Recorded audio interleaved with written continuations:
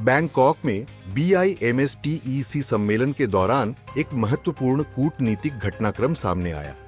भारतीय प्रधानमंत्री नरेंद्र मोदी और बांग्लादेश की अंतरिम सरकार के प्रमुख मोहम्मद यूनुस के बीच एक बहुप्रतीक्षित मुलाकात हुई। यह बैठक कई कारणों से अहम थी। भारत और बांग्लादेश के बीच बढ़ते तनाव, चीन की भूमिका और शेख हसीना के भविष्य को लेकर चल रही अनिश्चितता। इस मुलाकात से पहले अटकलें लगाई जा रही थीं कि शायद यह बैठक नहीं होगी, क्योंकि हाल के महीनों में दोनों देशों के संबंध तनावपूर्ण रहे हैं। लेकिन बांग्लादेश की ओर से बार-बार अनुरोध किए जाने के बाद भारत इस बातचीत के लिए राजी हुआ। सवाल यह है कि इस मुलाकात में किन मुद्दों पर चर्चा हुई और इसका भविष्य पर क्या असर पड़ेगा। दरअसल भारत और बांग्लादेश के रिश्ते ऐतिहासिक रूप से मजबूत रहे हैं, लेकिन हाल के दिनों में इनमें खटास आ गई है। इसके कई प्रमुख कारण हैं।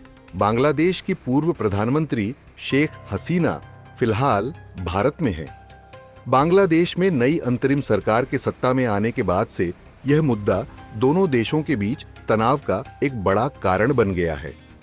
मोहम्मद यूनुस की सरकार चाहती है कि हसीना बांग्लादेश लौटें, लेकिन भारत ने इस पर अब तक कोई स्पष्ट रुख नहीं अपनाया है। कुछ रिपोर्ट्स के मुताबिक बांग्लादेश में अल्पसंख्यकों पर हमलों की घटनाओं के कारण भारत ने हसीना को सुरक्षा देने का निर्णय लिया है।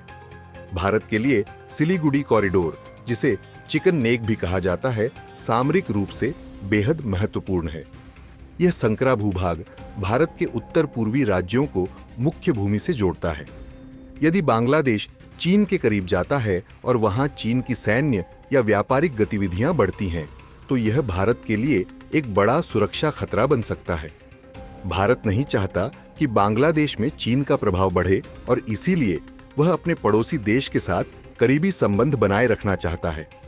मोहम्मद यूनुस ने हाल ही में बीजिंग की यात्रा की थी, जहां उन्होंने बांग्लादेश को समंदर का गार्जियन बताया था। इस बयान पर भारत ने तीखी प्रतिक्रिया दी, क्योंकि बंगाल की खाड़ी में सबसे लंबी तटरेखा भारत की है।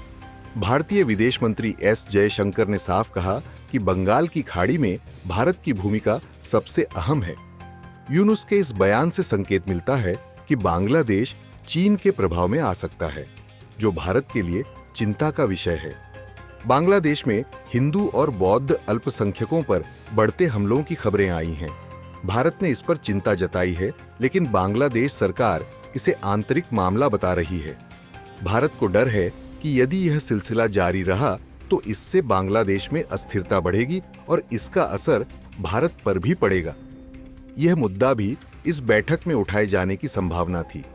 जब बैंकॉक में PM मोदी और मोहम्मद यूनुस मिले, तो यह स्पष्ट था कि दोनों नेताओं के बीच रिश्ते सहज नहीं हैं।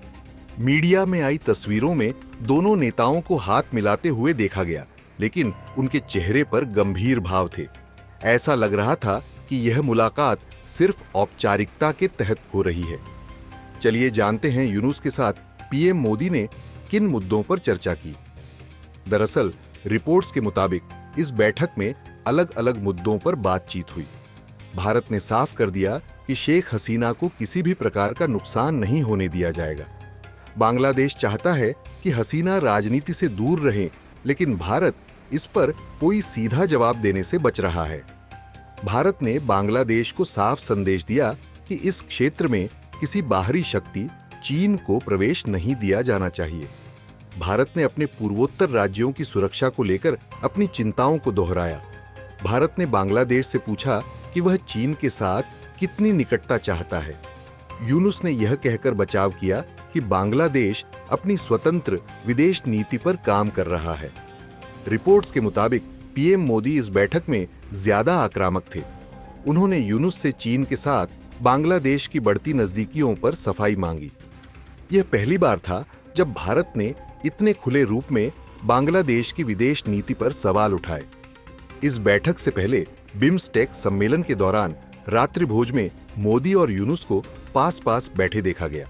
यह दिखाता है कि भारत बांग्लादेश के साथ कूटनीतिक वार्ता के लिए दरवाजे खुले रखना चाहता है, लेकिन इस दौरान बातचीत ज्यादा नहीं हुई, जिससे यह संकेत मिलता है कि रिश्तों में तनाव बरकरार है। वैसे अगर बांग्लादेश चीन के और करीब जाता है तो भारत अपने आर्थिक और कूटनीतिक कदम सख्त कर सकता है। भारत बांग्लादेश को मिलने वाली कुछ सुविधाओं पर पुनर्विचार कर सकता है।